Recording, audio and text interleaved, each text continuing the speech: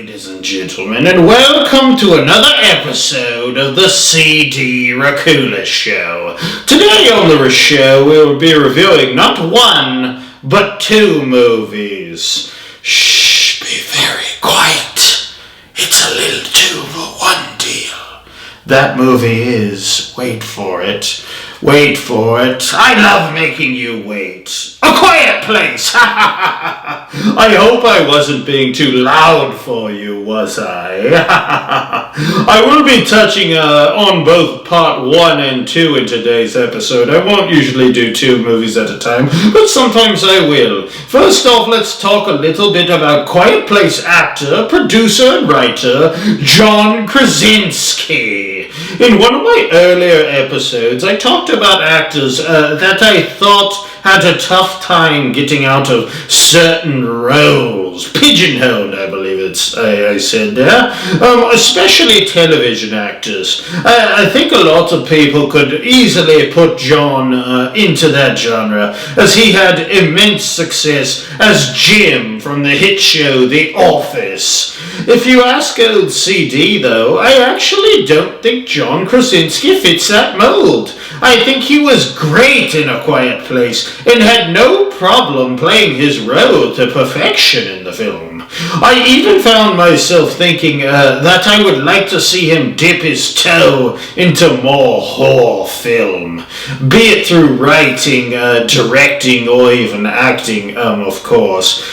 He didn't have much screen time in The Quiet Place 2, minus the flashback in the beginning of the film, so we can't really judge his acting chops much in that one. But I think he is one of the few that has had the ability to adapt and escape his lovable character mode from The Office and jump into more serious roles, especially in a horror film, which, as you know, is the only type of film that matters. Emily Blunt, whom is featured in both films, actually won the Screen Actors Guild Award for Best Supporting Actress for her work in the original Quiet Place film. And with good reason. She killed it. Totally killed it. And you know how much I like killing, huh?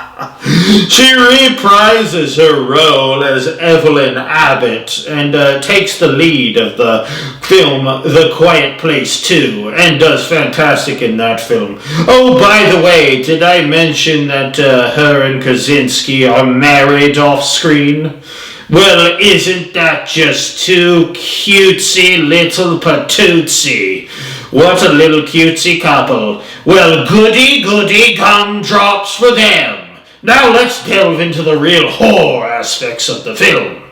If you couldn't already tell, I really enjoyed both of these films. Not one, but two. Okay? So I think anytime you start messing around with someone's senses, things get scary. Think about the movie Bird Box, when you can't open your eyes or whatever. The plot for The Quiet Place isn't too complex. Basically, an invasive alien species that relies on its powerful sense of hearing to hunt its human prey and massacre them in all kinds of nasty little ways.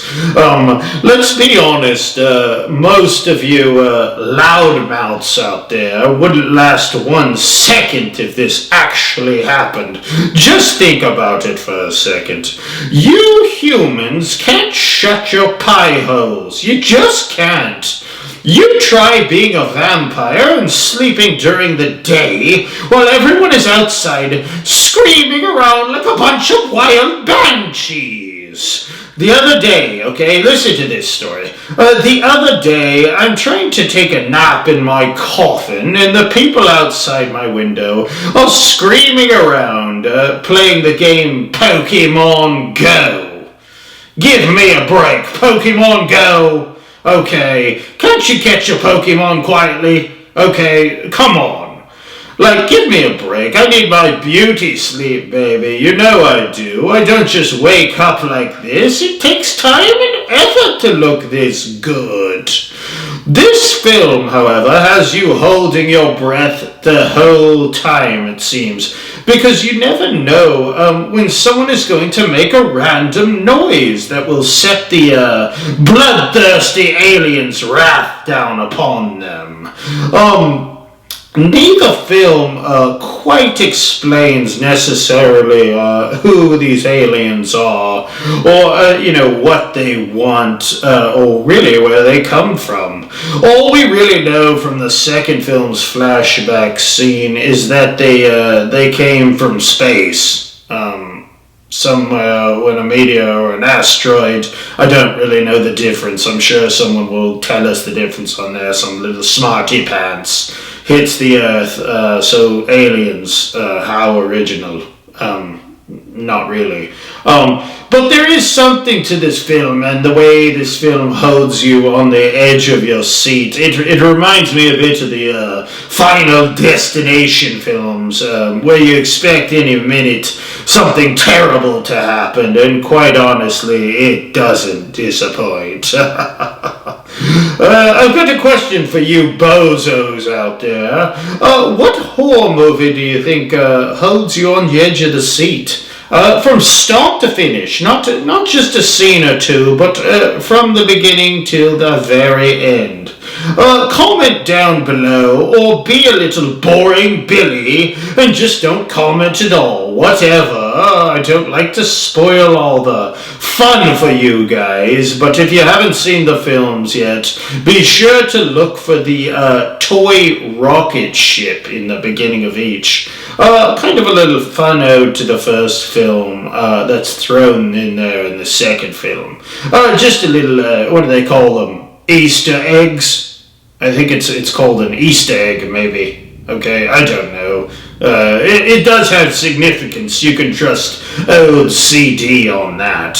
If you know me, then you know I just love monsters. So, of course, this film is right up my alley. The creatures I read on the internet machine, they're calling them Death Angels. That name seems a tad lame, to be honest. So, for the remainder of this episode, I'm going to refer to them as the creatures. Thank you very much. I'm an immortal vampire. I do what I want. Deal with it. But the creatures in this film are pretty unique, and not only in their looks, but in the way that they move on all four legs, similar to an ape, but at the same kind of like a spider at times. Think killer giraffe spider ape with cheetah speed, piranha teeth, and dagger talons on their legs. It seems pretty formidable, if you ask me. There's multiple of these creatures out there as well, and they swarm heavy and hard, with only the slightest of sound, hence the name, The Quiet Place. One thing we learned in the second film, though, and maybe I'm giving a bit too much away, so turn this off if you're scared, but they can't swim. Like they can't swim at all. It's kind of comical, actually. But I don't blame them. I stay as far away from water as possible. Won't be catching old CD doing any laps in the public pool anytime soon. Though I bet you'd like to see me in a Speedo. You know you would, that's for sure. Both films are definitely worth a watch, and something a little different to whet your horror palate. No official word on the release date yet, but it appears for now that we will, in fact, be getting A Quiet Place 3. I think that there are just too many questions yet left unanswered in the film, and it left open to a possibility and maybe even leading us on into A Quiet Place 3. I certainly hope we get another peep at these creatures, these space creatures, that's for sure. I will leave it at that for now, and if you could, if you would, if you should, please hit the like, share, and subscribe button down below. I would like to thank you for watching the CD Racoola show, and tune in next time when I review the novel by Max Brooks, De-Evolution! Till next time, you better hope you see me before I see you. But you know, they never see old CD coming. Till it's too late, of course. Toodles, toodles.